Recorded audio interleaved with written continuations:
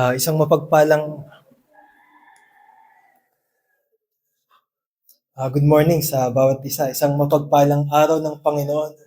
Sabi nga ni Deacon Benji, ako po si Brother Robin at ako ay matagal na member ng Trinity Bible Church. Ako ay una kong narinig ang Ebanghelyo nung bata pa ako at nung 2012, meron akong nakilala na naging member din ng Trinity Bible Church at ipinaliwanag niya sa akin yung linaw ng Ebanghelyo. 2012, nabaptize ako ng 2016 at naging member po ako ng church ng 2018 sa TBC. At niloob niya sa kanyang biyaya na ngayon, ako ay makapag-lead sa pangangaral ng salita ng Panginoon sa bayan ng Diyos sa lugar na ito, dito po sa Tayabas. At sa ating pag-aaralan, ang title nito ay Respectable Sins. Para sa mga matagal na mga mananampalataya, may mga nagsasabi na ang aklat na ito ay para bang basic na para sa kanila. Bakit? Kasi ito daw ay nabasa na nila noon pa. At totoo naman yon sapagkat sa pagtuturo nung writer nito ay inisa-isa niya yung mga basic na mga kasalanan at kung paano ito paglalabanan ng mga mananampalataya. Alam niyo po ba, sa secular world, sa mundo ng sports, masasabi natin na magaling ang isang atleta kapag alam niya yung basic nung larangan na yon. Halimbawa, sa mundo ng basketball, masasabi nating magaling talaga no si LeBron James. Si LeBron James kasi alam niya kung papaano ba yung tamang mga fundamentals ng basketball. Ganun din kahit sa tennis, sina Roger Federer. Ganun din sa badminton, sina Lindan. Yung mga itinuturing na mga GOAT, no? Sa bawat sports, magaling sila doon sa larangan na yon kasi masasabi nating na master nila yung basics. Ganun din naman sa mundo ng Christianity, masasabi po natin na malalim ang isang mananampalataya sa kanyang paglakad sa kalooban ng Diyos kung alam na alam niya itong mga pangunahin na mga katuruan na ito. Kaya naman, ito ay mahalaga para sa mga baguhan sa pananampalataya at ganun din napakamahalaga na balikan ng mga matatagal na mga mananampalataya. Respectable sins, harapin ang mga kasalanang tinatanggap na lang. Tayo po'y manalangin mga kapatid. Aming Diyos na dakila, salamat Lord sa umagang ito na pinagkaloob mo sa amin. Salamat sa regalo ng buhay, sa regalo Panginoon ng magandang kalusugan at higit sa lahat, ang regalo ng buhay na walang hanggan. Salamat sa natapos na gawa ng Panginoong Hesus at hiling namin na sa pagkilos ng banal na Espiritu, ipaintindi niyo po sa amin ito at nawa sa kapangyarihan niyo, ito po ay may apply namin sa aming buhay. Panginoon, maluwalhati po kayo, patawad sa aming mga kasalanan at ito po ang aming mga panalangin sa pangalan ng Panginoong Hesus. Amen. At ito yung aklat, Respectable Sins, very basic. At ang sumulat niyan ay si Jerry Bridges. Pagkakakilanlan bilang banal. At ito po yung unang part no ng aklat na ito na tinuturo ni Jerry Bridges na hinugot niya sa banal na kasulatan na ang bawat Kristiyano ay banal o hiniwalay para sa Diyos. Sabi nga ng Titus chapter 2 verse 14,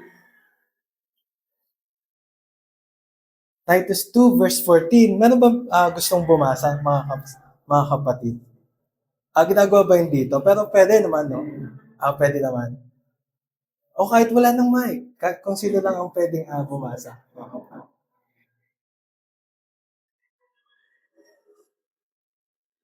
Titus 2, chapter 14. Ibinigay niya ang kanyang sarili para sa atin upang tubusin tayo sa lahat ng kasamaan at linisin tayo upang maging bayang pag-aari niya na masigasig sa paggawa ng mabuti. Salamat po sa pagbasa. Hindi dahil sa pagiging perpekto mga kapatid, kundi dahil sa pagkakahiwalay para sa Diyos. Sundan mo. Kundi para sa pagkakahiwalay, no? Para sa Diyos. Alam niyo po, isipin niyo, ang isang estudyanteng pumasok sa US Air Force Academy. At hindi siya tulad ng ordinaryong mga freshmen na kagaya sa atin, no? Na kapag pumasok tayo sa kolehiyo, pagbaba pa lang ng bus, mahigpit na disiplina na yung ina-apply ng mga estudyante na gustong pumasok dito sa academy na ito. At hindi para pahirapan, kundi para ihanda sila sa siya bilang military officer. Bakit? Kasi ang kadete ay set apart. Yan yung kanilang kultura, hiwalay at itinalaga ng gobyerno para sa isang layunin, ang maging official ng Air Force. At hindi sila tinuturuan para sa ibang career. At lahat ng training nila ay para sa kanilang pagsisilbi. Now, ganun din ang isang mananampalataya. Nung tinanggap natin ang ating Panginoong Hesus, hindi lang tayo basta iniligtas ng Diyos, na tapos na tayo doon. Niligtas kita, ngayon bahala ka na sa iyong buhay. Hindi ganon. Itinalaga tayo ng Diyos, inihiwalay mula sa dating makasalanang pamumuhay para sa isang layunin na maging kawangis ng Panginoong Hesus at magbigay ng luwalhati sa Kanya. Kaya, hindi tayo ordinaryo, masasabi natin, no, sa isang banda. Hindi tayo nabubuhay para sa ating sarili lang. Tayo ay set apart, pinabanal ng Diyos, isang banal, isang lingkod, at isang anak ng Diyos. Merong problema, no? Ayon kay Jerry Bridges. At ito yung problema na maririnig natin sa Ebanghelyo ng Panginoong Hesus. Na sabi niya, meron daw pagkawala ng kasalanan. Na tunay na may paglalaho ng konsepto ng kasalanan sa kultura at maging sa maraming simbahan. Sa halip daw na harapin ang kasalanan sa sarili, mas pinagtutuon ng pansin ng mga Kristiyano ang itinuturing na mga malalaking kasalanan, yung mga mabibigat na kasalanan na itinuturing ng lipunan.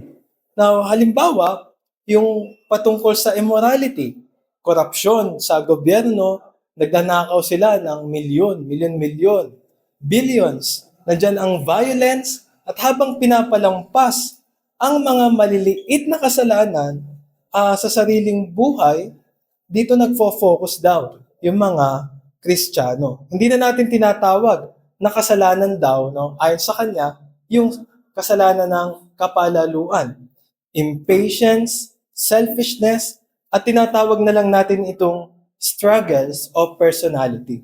Halimbawa, merong isang Kristiyano, churchmate natin, palagi siyang magagalitin. Walang pasensya. Kapag nakasama natin siya sa fellowship, merong event, inilalabas niya doon, no, na parang dragon pala siya, no? May ganung meron siyang ganung character. Pag pinagsabihan natin siya, sasabihin niya na, hindi kasi Brad, ito yung personality ko na to. Ganun ang mga mananampalataya. Yung malaking kasalanan, pag nanakaw ng bilyon, malaking kasalanan yan. Pero yung simpleng impatience, personality ko lang yan. Pero sa harap ng Diyos, alam natin po na lahat ng kasalanan ay rebelyon. Isang pagtanggi sa kanyang pamumuno. Now, ang kasalanan, ito ay rebelyon. Kahit gaano kaliit, ito ay cosmic treason. Isang taasang pagtutol sa pamumuno ng Diyos. Sabi nga sa James chapter 2 verse 10, Santiago 2:10, pakibasa yan. Pero bang gustong bumasa, kapatid? Sister. Santiago 2:10, ang tumutupad sa buong kautusan, ngunit lumalabag ng isa sa mga ito ay lumabag na rin sa buong kautusan. Salamat sa pagbasa. Tinuturo dyan na masunod man natin yung siyam. Kung tayo lumabag dun sa kahit isa doon, lumalabag tayo, tayo ay guilty sa harapan po ng hukuman ng Diyos. Marami ang tinatanggap na lang ang mga kasalanang mga maliliit, no? Mga ugaling tila normal na sa simbahan, pero hindi kalugod-lugod sa ating banal na Diyos. Kagalang-galang na kasalanan. Sabi nga, mga kasalanang hindi lantaran, pero tahimik na pinapabayaan. Pagmamataas, pagkairita, pagchichismis, inggit, kawalan ng pasensya, at napakamadami pang iba. At sa ating pag-aaral, ah hinahamon tayo no, ng ating author, si Bridges, na tumigil sa pagtingin sa kasalanan ng iba at simulang suriin ang ating sariling mga puso.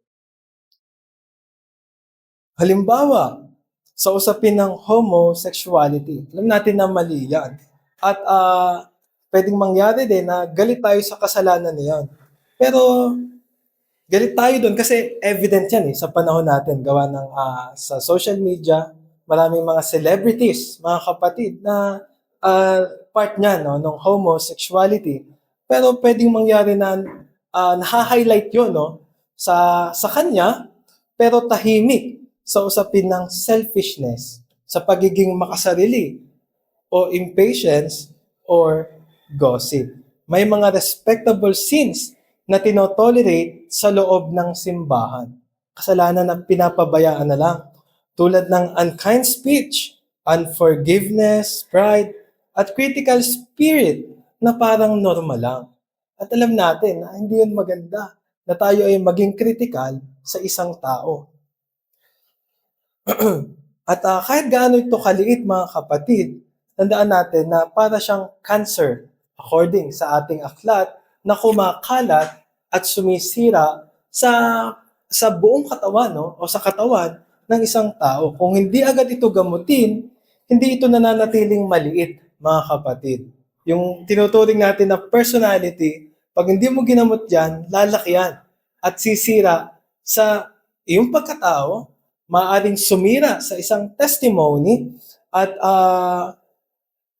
wag naman sana mangyari, pwedeng ito'y maging katibayan ng pagiging unsaved o pagiging unchristian.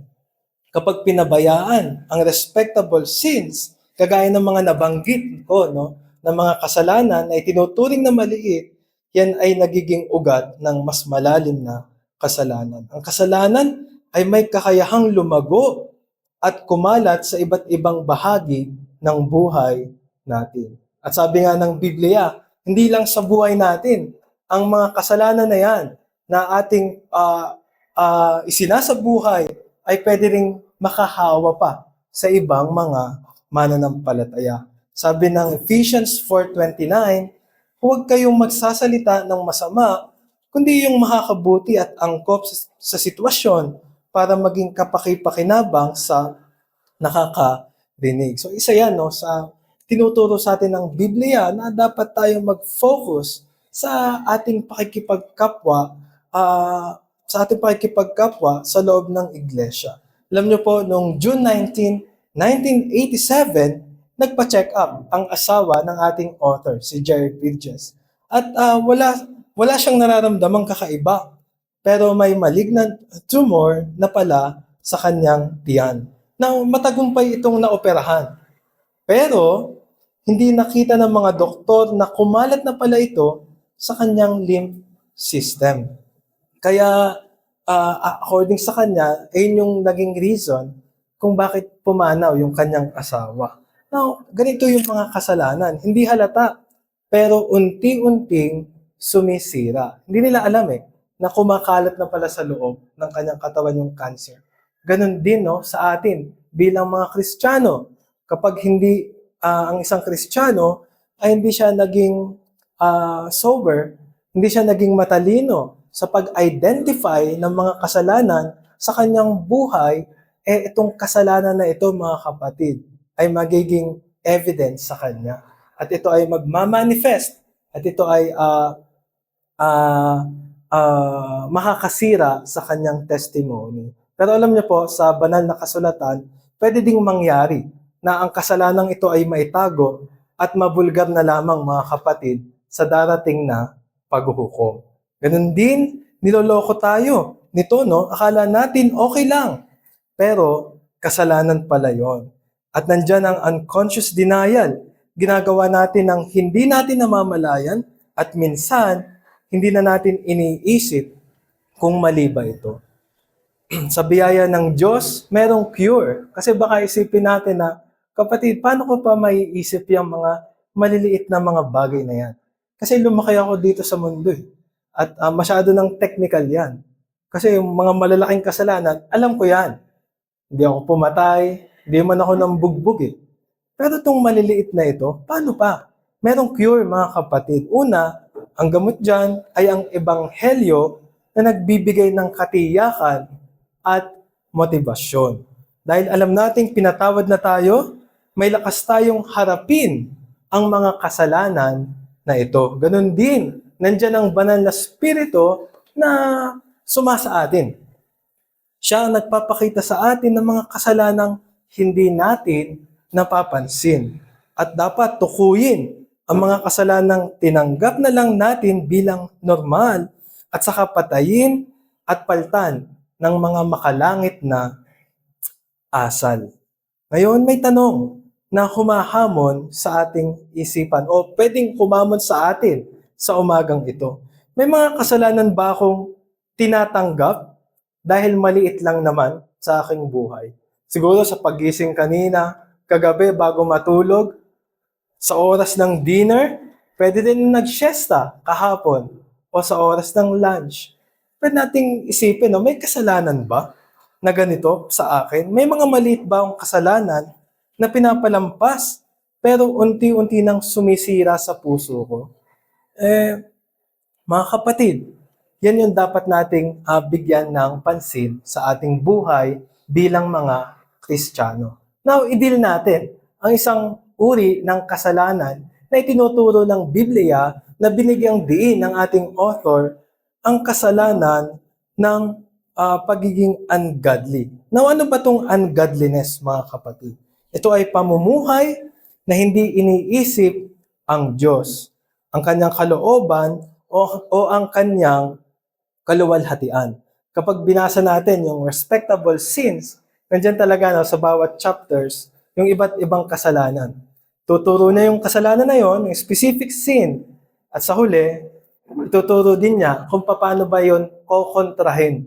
Now, ngayon, pag-aaralan natin itong kasalanan na ito, mga kapatid.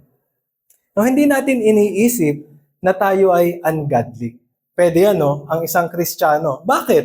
Kasi pwede niyang sabihin na, Kristiyano naman ako eh. Meron akong Diyos. So, hindi ako ungodly. Hindi tayo atheist o masasamang tao. Sasabihin pa ng isang mananampalataya, nag-church tayo. Iniiwasan ko mga scandalous na kasalanan. At maayos ang pamumuhay natin eh. So, hindi ako ungodly. Sa isip natin, ang mga ungodly ay yung mga taong talagang masama ang buhay. Nakakalungkot. Pero totoo, marami sa atin na mga mananampalataya ang nabubuhay araw-araw na halos walang iniisip tungkol sa Diyos. Kaya hindi lang ito yung mabibigat na uri ng kasalanan.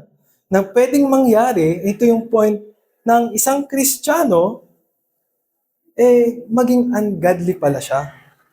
Oo, baka nagbabasa tayo ng Biblia. Nag-pray tayo bago pumunta dito. Nag-pray tayo kagabi. Meron tayong prayer life ng ilang minuto, no?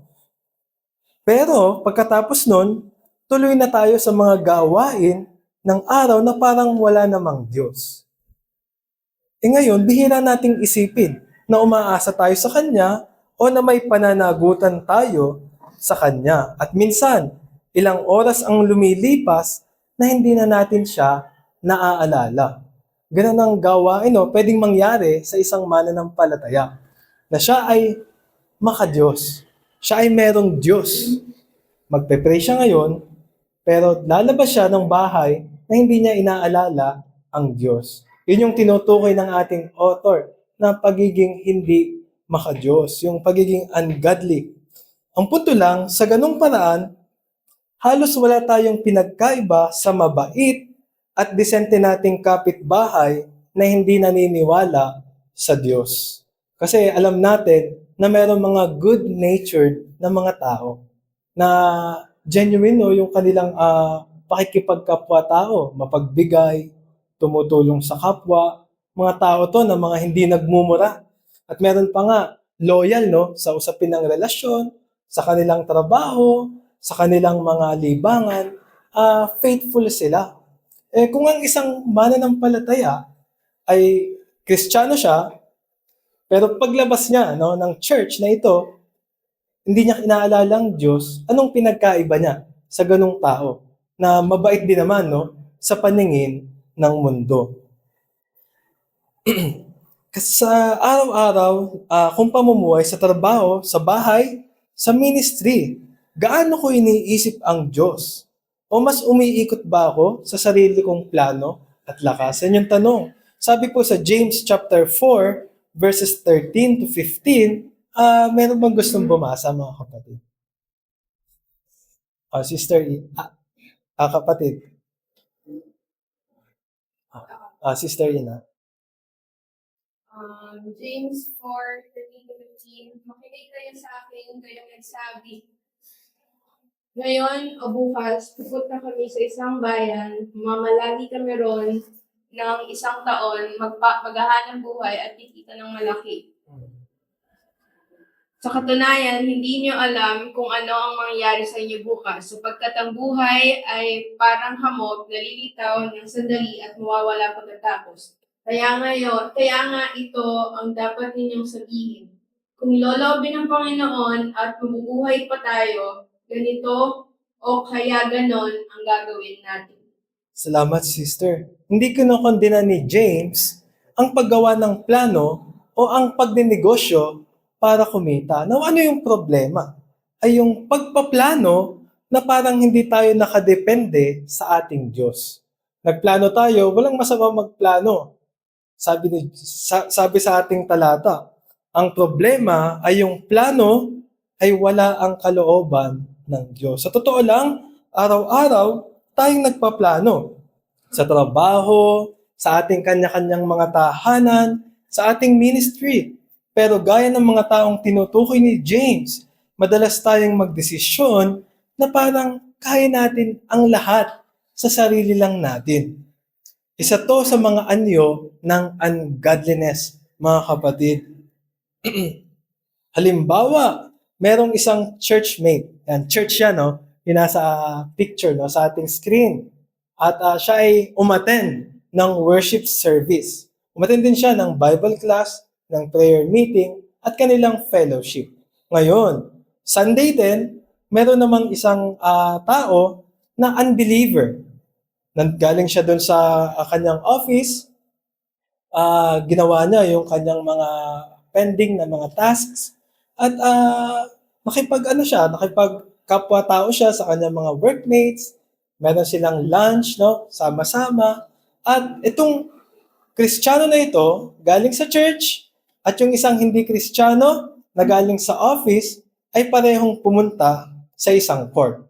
Pwedeng badminton court, pero badminton court yan, o kahit anong court. Pwede rin pickleball court. Ngayon, kung ang isang Kristiyano na ito, pag pumunta siya sa court, hindi na niya maalala ang Diyos. Di ba? Pag naglalaro siya, hindi niya ina-apply yung Word of God, yung patience sa kakampi, sa kalaban, yung honesty sa scoring. At itong nasa office na ito, ay ganun din, no? Wala din siyang Diyos at naglalaro siya sa court. Anong pinagkaiba nila? So yun yung point no natin kanina. At pwedeng mangyari yon sa bawat isa sa atin ngayon dito. Na tayo ay galing sa church, paglabas natin, wala na ang Panginoon sa ating buhay. At hindi yan ang kalooban ng ating Diyos. Ano ba yung kanyang kalooban? Mababasa natin sa unang Korinto, Kabanata 10, talata 31, 1 Corinthians 10:31. Kaya kung kumain man kayo o minom, o ano man ang gawin nyo ang lahat ng ito para sa kaluwalhatian ng Diyos. Lahat ng gawain ay sakop, mga kapatid. Dapat para yan sa kaluwalhatian ng Diyos. At kung pag-aaralan natin yan sa systematic theology, under yan ng principle of earthly vocation. Na kahit saan tayo tinawag ng Diyos, sa paaralan, sa tahanan, sa kalsada, sa oras ng pagbiyahe natin, ito ay gagawin natin para sa Kanya. Kasi tinawag tayo ng Diyos dun sa specific po na lugar na iyon. Whatever you do, kasama ang lahat, ano? At walang neutral na activity, mga kapatid. Lahat dapat ginagawa para sa Kanyang glory. Hindi lang sa church, kundi pati sa ordinaryong araw-araw. At merong twofold goal of glorifying God according sa ating aklat na hinugot niya sa scriptures. Una, gusto nating dapat maging pleasing to God ang bawat kilos natin, mga kapatid. Na sa ating mga gawa, sa ating uri ng pagsasalita, dapat meron tayong testimony sa ating Diyos. At alam natin, sa context na iyon, wala tayong maitatago sa Kanya.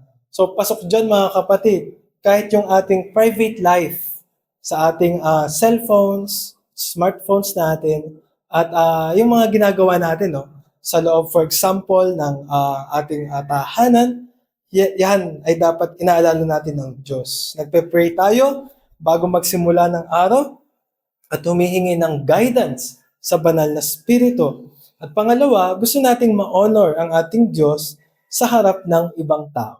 So very basic. Merong testimony sa Diyos at mahalaga ang testimony sa ating kapwa mananampalataya.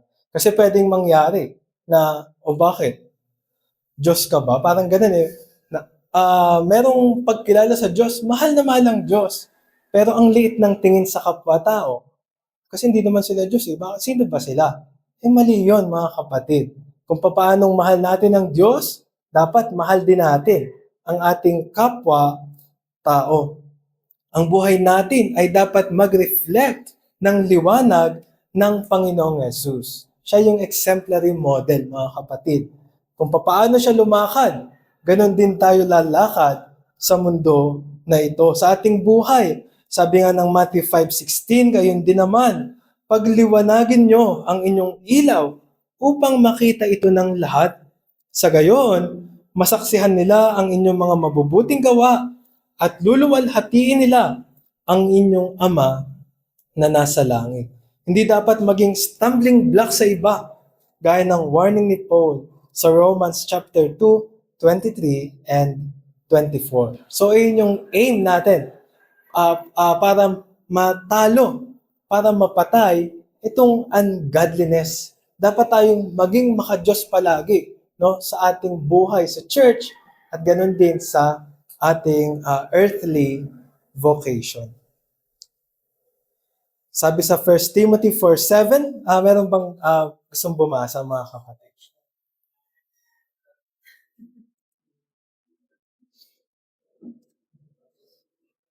Brother. Timoteo 4:7, huwag mo pagkaksayahan ng panahon na mga walang pangulong alamat. Na sabi-sabi lang matatanda. Sa halip, sanayin mo sa kabanalan ng Diyos. Yun. Sanayin sa kabanalan ang iyong sarili. Mga kapatid, hindi mo magagawa yan. Kung sa tingin mo ay ganito ka sa pang-araw-araw, nakakalimutan niyo po ang Panginoon. Kapag kayo ay nasa inyong recreational activities, hindi mo ma-apply yan kung napakinggan mo lang ngayon. At para bang isipin niyo po na tapos na. Kaya ko na to paglabas ko.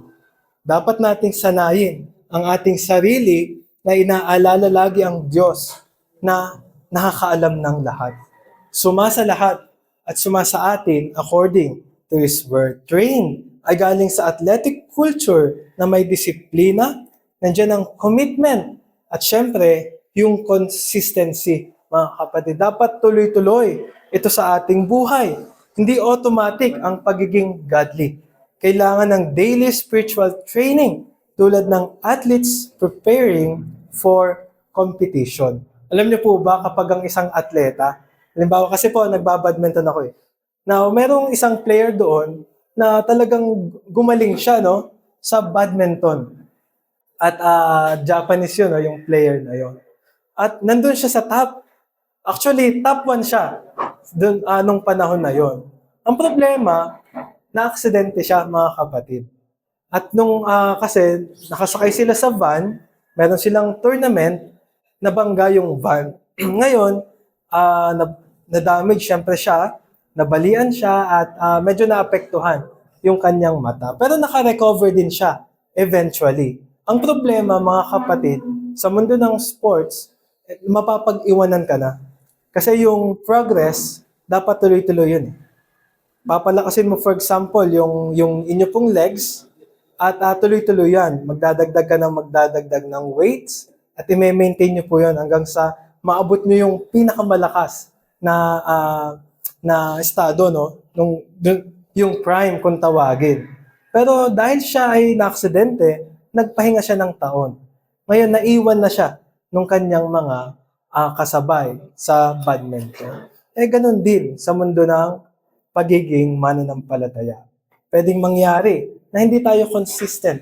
At kung hindi tayo consistent, hindi tayo mag-grow sa ating pananampalataya. Dapat tuloy-tuloy sa ating pagsisilbi sa ating Diyos. Sa ating mga pribado na mga gawain para sa Kanya, ganun din sa mga corporate means, kasama ang church at mga ministries at iba pa. Hindi sapat ang passive Christianity. Kailangan ng active pursuit of godliness. Kung ang athletes ay nagsasanay para sa temporary prize, tayo dapat ay mas masigasig dahil ang godliness ay merong eternal value para yun sa Diyos. At ito ay tumatagos, mga kapatid, sa mundong to.